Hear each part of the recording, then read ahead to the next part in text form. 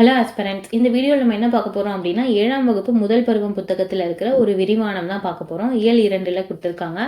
இந்திய மணமகன் அப்படின்னு சொல்லிட்டு தலைப்பு கொடுத்துருக்காங்க. இது ஒரு நேர்காணல் மாதிரி இருக்கும். கொஷின் ஆன்சர் வினா விடை மாதிரி இருக்கும். நுழையும் முன் என்ன கொடுத்துருக்காங்கன்னு பாருங்க. மனித முயற்சியின்றி உருவாகிய வானளாவிய மரங்களும் அடர்ந்த செடி கொடிகளும் நிறைந்த இடம் தான் காடு அப்படின்னு சொல்றாங்க. மனிதனோட முயற்சியே இல்லாம வளர்ந்த வானத்தொடர மரங்களும் அப்புறம் பாத்தீங்கன்னா அடர்ந்த செடி கொடிகளும் நிறைந்த இடம் தான் என்னன்னா காடு அப்படின்னு சொல்றாங்க. ஆனா பிரம்மபுத்திரா ஆற்றின் நடுவில் என்னன்னா உள்ள மணல் தீவில் அமைந்த காடு என்ன சற்று வேறுபட்டது. பிரம்மபுத்திரா ஆத்தோட நடுவுல என்னன்னா ஒரு மணல் தீவு இருக்கு. அங்க இருக்கிற காடு பாத்தீங்கன்னா ஒரு வேற வகையான ஒரு காடு அப்படின்னு சொல்றாங்க. மணல் தீவுகளில் மூங்கில் மட்டும்தான் வளர வாய்ப்புண்டு அப்படின்னு சொல்லுவாங்க. ஆனால் பல்வகை மரங்கள் நிறைந்த இந்த காட்டை ஒரு தனி மனிதர் உருவாக்கியுள்ளார். அவரை சந்திப்போம்.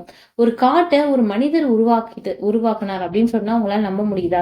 ஆனா இங்க உருவாக்கியிருக்காரு. அதுவும் மணல் தீவுல வெறும் மூங்கில் மட்டும்தான் வளரும் அப்படின்னு சொல்ற இடத்துல பல வகையான மரங்களை கொண்ட ஒரு காட்டை உருவாக்கியிருக்காரு.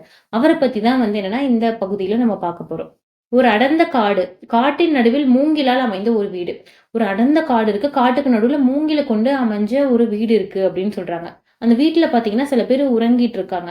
அப்பொழுது யானைகள் பிளிர்ற ஓசை கேக்குது. வீட்டினுள் பாத்தீங்கன்னா உறங்கி கொண்டிருந்த குடும்ப தலைவர் பாத்தீங்கன்னா வெளில ஏஞ்சி வராரு.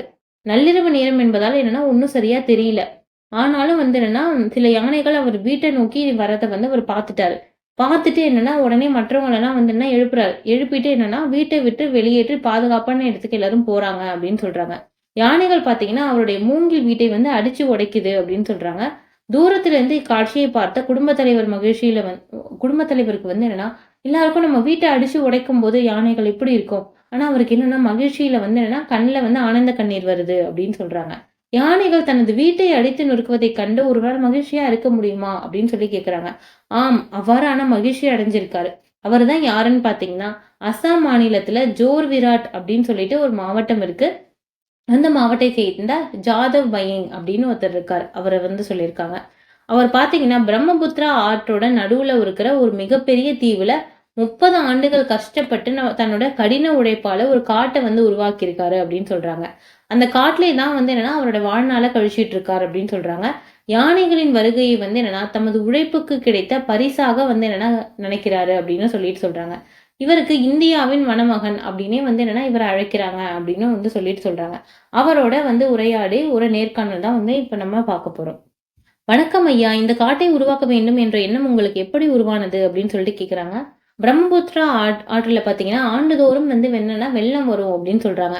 1979ஆம் ஆண்டு பாத்தீங்கன்னா அது போன்ற ஒரு வெள்ளம் வந்துச்சு அந்த வருஷமும் அப்படின்னு சொல்றாங்க. வெள்ளத்துல அடித்து என்னன்னா நிறைய என்னன்னா பாம்புகள் வந்துச்சு. மரங்கள் இல்லாம இந்த தீவுல என்னன்னா கரை ஒதுங்குச்சு அப்படின்னு சொல்றாங்க. வெள்ளத்துல அடிக்கப்பட்டு என்னன்னா வெள்ளத்துல அடிச்சுட்டு வரல பாம்புகள். அது மாதிரி என்னன்னா மரமே இல்லாத இந்த தீவுல கரை ஒதுங்கி இருக்கு. அந்த பாம்புகள்ல பாத்தீங்கன்னா சில பாம்புகள் இறந்து போயிடுச்சு அப்படின்னு சொல்றாங்க. பல பாம்புகள் பாத்தீங்கன்னா வெப்பம் தாங்காம உயிருக்கு போராடிட்டு இருந்தது அப்படின்னு சொல்றாங்க. இந்த காட்சி என்ன ரொம்ப பாதிச்சுது அப்படின்னு சொல்றாங்க. ஊருக்குள்ள போயிட்டு என்னன்னா பெரிய மனுஷங்கள்ட்ட தான் இவர் பேசி பார்த்திருக்காரு. உடனே என்னன்னா அந்த மனுஷங்க எல்லாம் என்ன சொல்றாங்கன்னா தீவுல மரம் இல்லைன்னா என்னன்னா அதனாலதான் பாம்பு செத்து போகுது. அதுக்கு நம்ம எதுவும் பண்ண முடியாது அப்படின்னு சொல்லிட்டு எல்லாரும் சொல்லிட்டாங்க அப்படின்னு சொல்றாங்க. உடனே இவர் என்ன யோசிக்கிறாருன்னா மரங்கள் இல்லாததால் தான் என்னன்னா பாம்பு இறந்தன அப்படின்னு சொல்றாங்க. அப்படின்னா இது மாதிரி மனிதனும் ஒரு நாள் இறந்துருவான்ல. மரங்களே இல்லாம போயிட்டா மனிதர்கள் என்ன ஆவாங்க அப்படின்னு சொன்னோடனே அவருக்கு ரொம்ப கஷ்டமாயிடுச்சு. என்னோட உடல்லாம் நடுங்குச்சு அப்படின்னு சொல்றாரு. அப்பொழுதே பாத்தீங்கன்னா அந்த நிமிஷமே இந்த தீவு முழுக்க என்னன்னா மரங்களை நடணும் அப்படின்னு சொல்லிட்டு அவரோட மனசுல எண்ணம் வந்துருச்சு அப்படின்னு சொல்றாரு. உங்கள் எண்ணத்திற்கு ஊர் மக்கள் எப்படி உதவி செய்தார்கள்?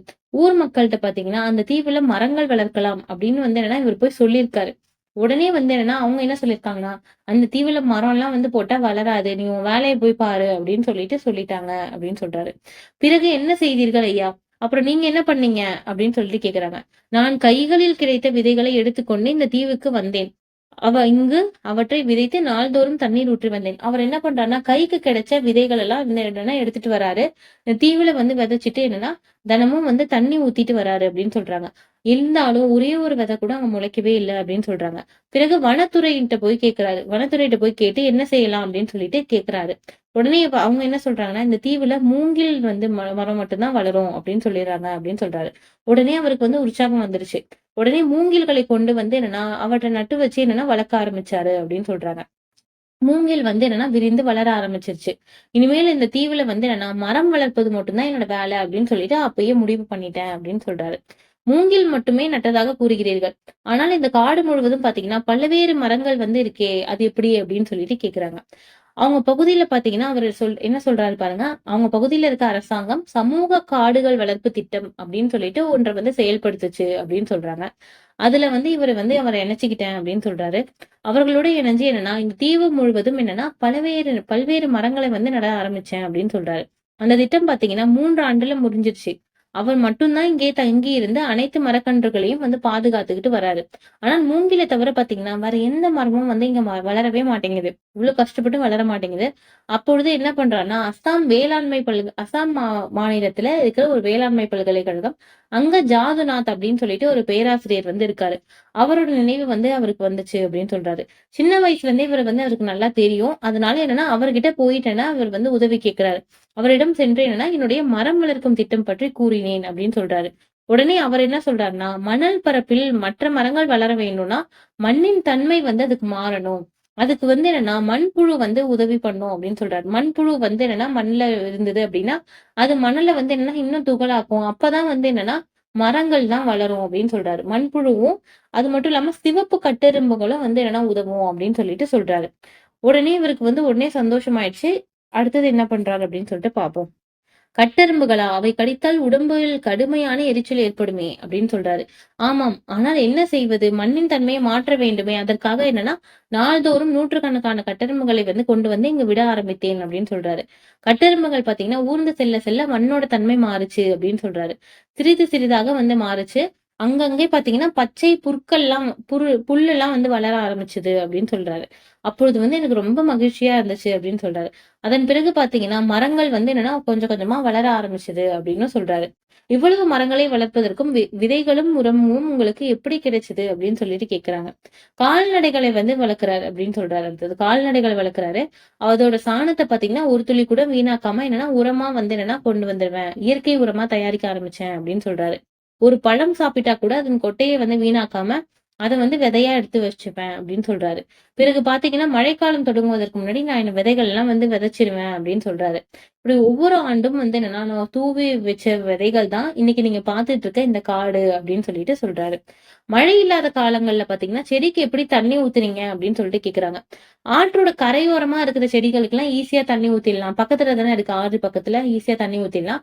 ஆத்துக்கு தொலைவுல இருக்கிற செடிக்கெல்லாம் ஊத்துறதுக்கு ரொம்ப கஷ்டமா இருந்தது அப்படின்னு சொல்லிட்டு சொல்றாரு. அதற்கும் ஒரு வழிய வந்து அவர் கண்டுபிடிச்சிருக்காரு. செடிய பார்த்தீங்கன்னா என்ன பண்ணுவாங்கன்னா, செடிய சுத்தி மூங்கில் குச்சிகள வந்து என்னன்னா நட்டு வச்சுருவாராம்.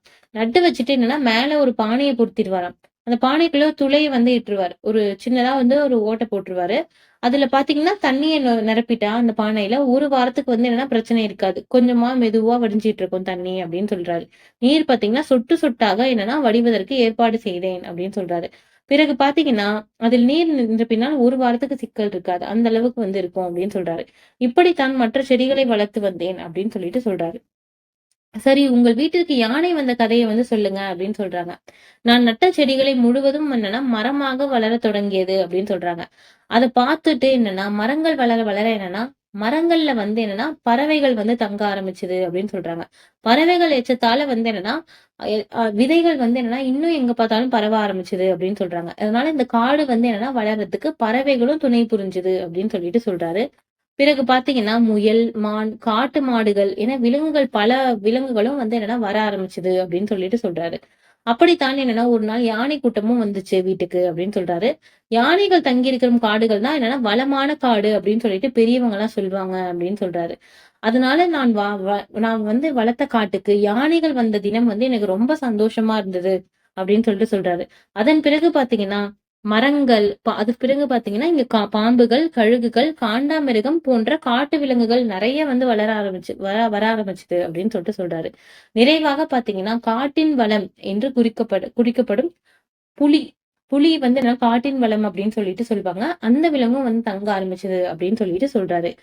தெரிந்த தெளிவாம்ல என்ன குடுத்திருக்காங்கன்னு பாருங்க. 2012ஆம் ஆண்டு பார்த்தீங்கன்னா, ஜவஹர்லால் நேரு பல்கலைக்கழகம் ஜாதவ்‌க்கு இந்திய வனமகன், ஃபாரஸ்ட் மேன் ஆஃப் இந்தியா என்னும் பட்டத்த வந்து குடுத்திருக்கு அப்படின்னு சொல்றாங்க. 2012ஆம் ஆண்டு ஜாதவ் பயங் இவருக்கு வந்து பார்த்தீங்கன்னா, இந்தியாவின் இந்திய வனமகன் அப்படின்னு சொல்லிட்டு பட்டம் எந்த பல்கலைக்கழகம் குடுத்திருக்குன்னா, ஜவஹர்லால் நேரு பல்கலைக்கழகம் குடுத்திருக்கு. 2015ஆம் ஆண்டு பார்த்தீங்கன்னா, இந்திய அரசு பத்மஸ்ரீ விருது வந்து இவருக்கு குடுத்திருக்கு அப்படின்னு சொல்றாங்க. கவுஹாத்தி பல்கலைக்கழகம் பார்த்தீங்கன்னா, மதிப்புறு முனைவர் அப்படின்ற பட்டம் வந்து குடுத்திருக்கு. கவுஹாத்தி பல்கலைக்கழகம் அசாம்ல தான் இருக்கு. அவங்க வந்து டாக்டர் பட்டம் வந்து இவங்களுக்கு குடுத்திருக்காங்க அப்படின்னு சொல்றாங்க. புலிகளும் இந்த காட்டில் உள்ளனவா? உங்களுக்கு அச்சமாக இல்லையா? புலி இருக்குன்னு சொல்றீங்களே, உங்களுக்கு பயமா இல்லையா? அப்படின்னு சொல்லிட்டு கேட்கறாங்க. இல்லை. புலிகள் வந்த பிறகு தான் பார்த்தீங்கன்னா, இந்த காட்டோட உணவு சங்கிலி வந்து நிறைவு பெற்றிருக்கு அப்படின்னு சொல்றாரு. நான் புலிக்கு தொல்லை இல்லாம என்னோட பாதைகள வகுத்துட்டு இருக்கேன். அதனால வந்து என்னன்னா, பிரச்சனை இல்ல அப்படின்னு சொல்லிட்டு சொல்றாரு. இது மிக கடினமான பணி. மற்றவர்களுக்கு எப்படி தெரிஞ்சது இது? நீங்க செஞ்ச பணி வந்து என்னன்னா, மற்றவங்களுக்கு எப்படி தெரிய வந்துச்சு? அப்படின்னு சொல்லிட்டு கேட்கறாங்க. ஜிட்டு கலிட்டா அப்படின்னு சொல்லிட்டு ஒரு வனவிலங்கு ஆர்வலர் வந்து இருக்காரு. அவர் வந்து என்னோட காட்ட பத்தி கேள்விப்பட்டு முதல்ல வந்து பார்த்தாரு அப்படின்னு சொல்றாங்க. பார்த்துட்டு அவர் ரொம்ப பாராட்டிட்டு போறாரு இவர அப்படின்னு சொல்லிட்டு ஒ அ அப்படின்னு வந்து என்னன்னா இன்டர்வியூல சொல்றாரு. அதுக்கப்புறம் பார்த்தீங்கன்னா, பிறகு ஒரு நாள் பார்த்தீங்கன்னா, யானை கூட்டத்தை விரட்டிட்டு வந்து என்னன்னா, ஒரு வனக்காவலர்கள் வந்து என்னன்னா வந்துட்டு இருந்தாங்க. அவங்க வந்து இது மாரி வந்து என்னன்னா, ஆ கணக்கெடுப்பு வரைபடத்திலே இல்லாத இந்த காட்டை நினைச்சு வந்து என்னன்னா, ரொம்ப வந்து வியந்தாங்க அப்படின்னு சொல்றாங்க. வியந்து வந்து என்னன்னா, ரொம்ப பாராட்டுனாங்க அப்படின்னு சொல்றாங்க. அதன் பிறகு பார்த்தீங்கன்னா, என்னுடைய காடு பத்தி டைம்ஸ் ஆஃப் இந்தியா அப்படின்னு சொல்லிட்டு அந்த பேப்பர்ல வந்து வந்துச்சு. அந்த நாளிதழ்ல வந்துச்சு அப்படின்னு சொல்லிட்டு சொல்றாரு. டைம்ஸ் ஆஃப் இந்தியா இதழ்ல வந்து வந்துச்சு அப்படின்னு சொல்றாரு. "மிக்க மகிழ்ச்சி ஐயா! உங்களோட அடுத்த வேலை நீங்க என்ன செய்ய போறீங்க?" அப்படின்னு சொல்லிட்டு கேட்கறாங்க. இந்த தீவோட இன்னொரு பகுதியில வந்து பார்த்தீங்கன்னா, இன்னொரு காட்ட நான் உருவாக்க போறேன் அப்படின்னு சொல்றாரு. அதற்கு எப்படியும் வந்து என்னன்னா 30 ஆண்டுகளாவது ஆகும் அப்படின்னு சொல்றாரு. ஆனால் அதற்கு வந்து என்னன்னா உதவுறதுக்கு என்னுடைய மனைவியும், என்னுடைய குழந்தைகளும் இருக்காங்க அப்படின்னு சொல்றாரு. அதனால கண்டிப்பா அங்க ஒரு காட்ட நான் உருவாக்குவேன் அப்படின்னு சொல்றாரு. "உங்களுடைய இந்த திட்டம் கேட்கும்போது உங்களை மிகவும் பாராட்ட தோன்றுகிறது" அப்படின்னு சொல்றாங்க. உங்கள திட்டம் கேட்கும்போதே எங்களுக்கு ரொம்ப பாராட்ட தோன்றுது அப்படின்னு சொல்லிட்டு நேர்காணல் எடுக்கிறவங்க வந்து சொல்றாங்க. நீங்க என்ன பாராட்டணும்னா என்ன பண்ணுங்க, எனக்காக வந்து என்னன்னா ஆளுக்கு 2 மரக்கன்ற வந்து நட்டு பாதுகாத்து வளங்க அப்படின்னு சொல்றாங்க. அதுவே எனக்கு போதும் அப்படின்னு சொல்லிட்டு அவர் சொல்றாரு. உடனே இவங்க என்ன சொல்றாங்கன்னா, உறுதியாக ஐயா உங்களோட பேசிய பிறகு என்ன நானும் என்ன கட்டாயம் மரக்கன்றுகள் வந்து நட்டு வளர்ப்பேன் அப்படின்னு சொல்லிட்டு அவர் சொல்றாரு. உங்கள் பணி தொடர வாழ்த்துக்கள் அப்படின்னு சொல்றாரு. நான் சென்று வருகிறேன் அப்படின்னு சொல்லிட்டு என்னன்னா கிளம்புறாங்க. ஜாதவ் பையன் போன்ற நம்மளும் என்ன பண்ணோம்னா, நம்மளும் ஒரு காட்ட வந்து உருவாக்க முயல்வோம் அப்படின்னு சொல்றாங்க. அதற்கு பார்த்தீங்கன்னா, அதற்கு அடையாளமாக நம் வீட்டை சுற்றியே ஒரு சில மரங்கள வந்து என்னன்னா நட்டு வளர்ப்போம் அப்படின்னு சொல்றாங்க. அதற்கு நம்ம அனைவரும் என்னன்னா உறுதி ஏற்கணும் அப்படின்னு சொல்றாங்க. மரம் வளர்ப்போம், மழை பெறுவோம், நாட்டின் வளம் காப்போம் அப்படின்னு சொல்லிட்டு இந்த பகுதிய வந்து என்னன்னா முடிச்சிருக்காங்க. இந்த லெசன் உங்களுக்கு பிடிச்சிருக்கும்னு நினைக்கிறேன். நெக்ஸ்ட் வீடியோல பார்க்கலாம். Thank you.